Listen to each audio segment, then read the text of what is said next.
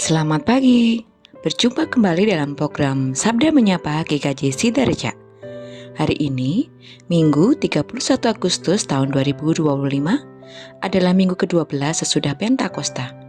Kita bersama akan merenungkan firman Tuhan dari Lukas 13 ayat 6 sampai 9, yang demikian.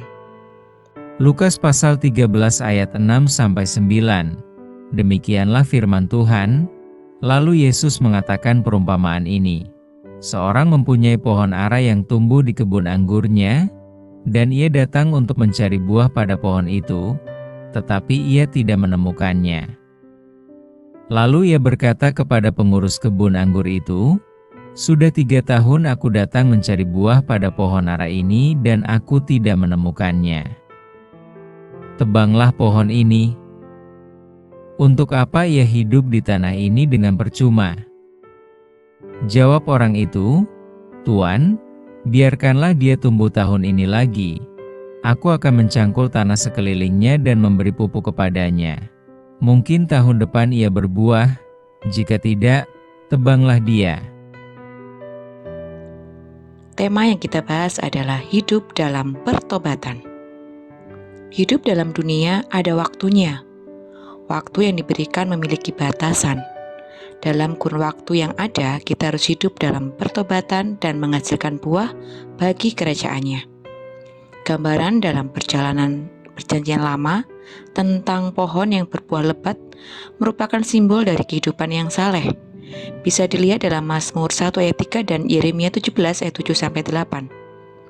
Namun jika pohon itu tidak menghasilkan buah, pantas untuk ditebang. Yesus memberikan perumpamaan tentang pohon ara yang telah ditanam selama 3 tahun, namun tidak berbuah di ayat yang ke-7.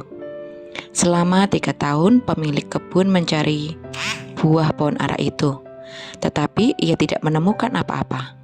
Kemudian pemilik kebun itu memerintahkan pekerja untuk menebang pohon itu.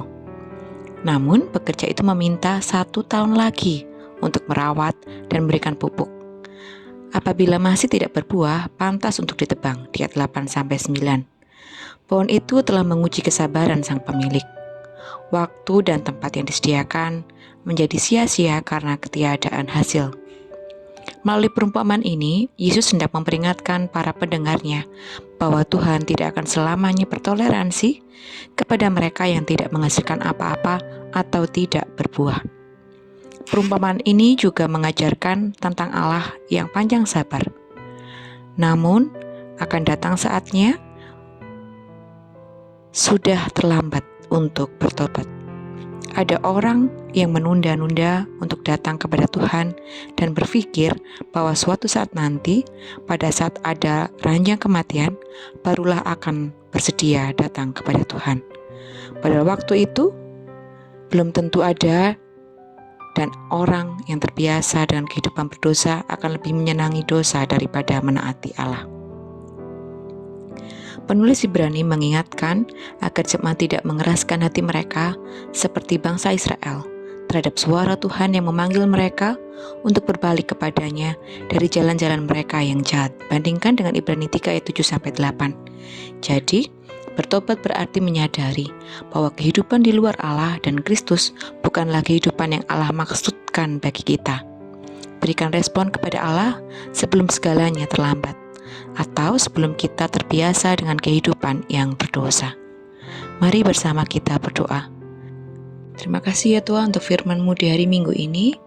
Mampukan kami untuk menjadi pribadi-pribadi yang tidak mengeraskan hati, tetapi lembut atas setiap peringatan yang Kau berikan. Mampukan kami untuk tidak bangga terhadap dosa kami dan menyenangi dosa, tapi mampukan kami untuk selalu taat kepadamu dimanapun kami berada. Mampukan kami untuk menjadi pewarta Injil-Mu, hidup selalu dalam pertobatan secara terus-menerus dalam kehidupan kami. Di dalam nama-Mu ya Tuhan, kami berdoa dan mengucap syukur. Haleluya, amin. Demikian renungan kita pagi ini. Selamat beribadah, selamat beraktivitas, Tuhan Yesus memberkati.